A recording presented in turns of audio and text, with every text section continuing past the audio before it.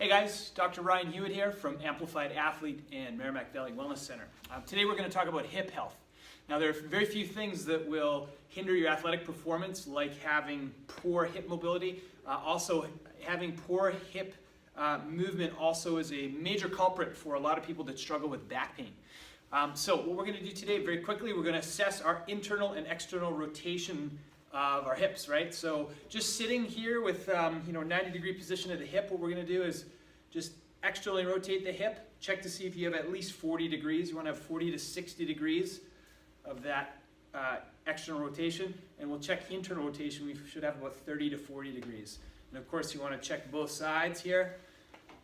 Okay, if you feel locked up or restricted positions, that likely means that you have some adhesions in the hip, some mobility challenges. So let's talk about releases for external rotation of the hip. So external rotators of the hip, the most famous being the piriformis. You actually got a bunch of them in there.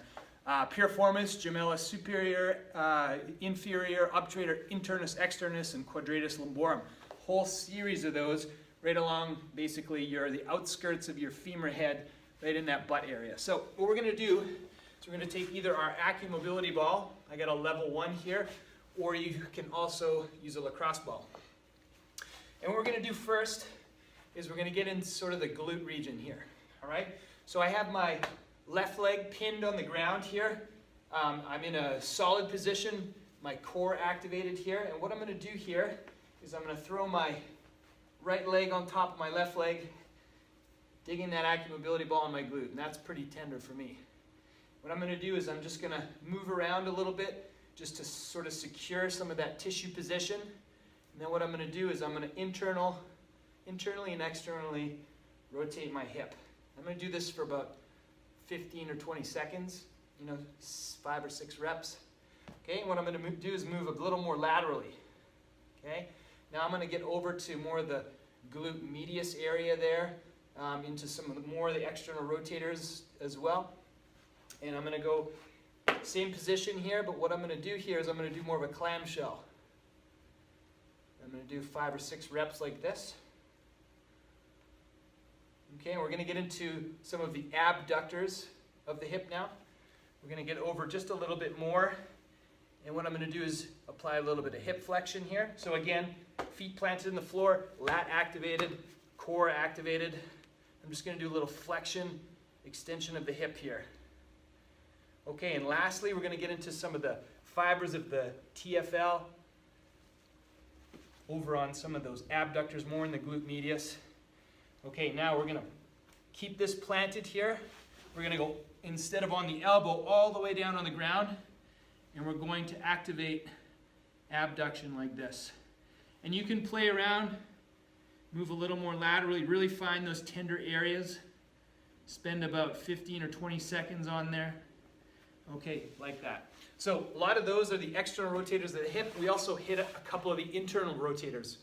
You actually have some internal rotators, rotating fibers in your glute medius and maximus.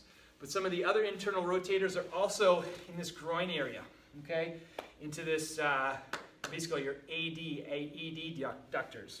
So gracilis, adductor magnus, and those muscles there. So to get those are a little more difficult. What we're going to do is we're going to do this here. We're going to put the AccuMobility ball on top of a yoga block. What we're going to do is we're going to get into those fibers of the inner thigh like this, and I'm going to take another AccuMobility ball or a lacrosse ball in this case.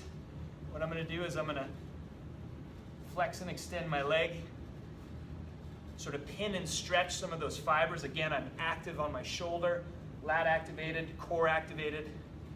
We're going to spend a few seconds there, and we're going to go all the way up the inner thigh. You should be able to find some tender fibers in there if you do have a lot of restriction and spasm in some of those muscles that are internally rotating the femur. And we're going to go all the way up here. There it is. Now that we've turned on and stretched and activated some of those fibers, then we had to integrate into some movement. I'll show you my favorite movements to help make these more of a permanent change that you're delivering to the hips. Very simply, once again, air squats. Okay? Everybody knows how to do those correctly by now.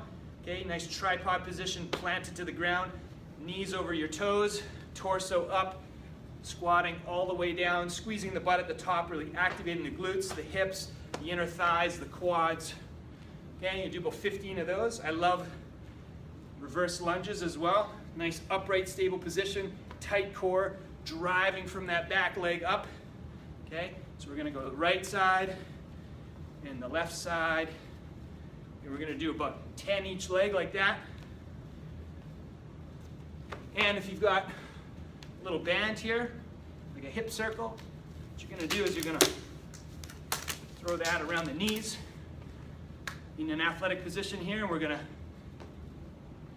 simply do our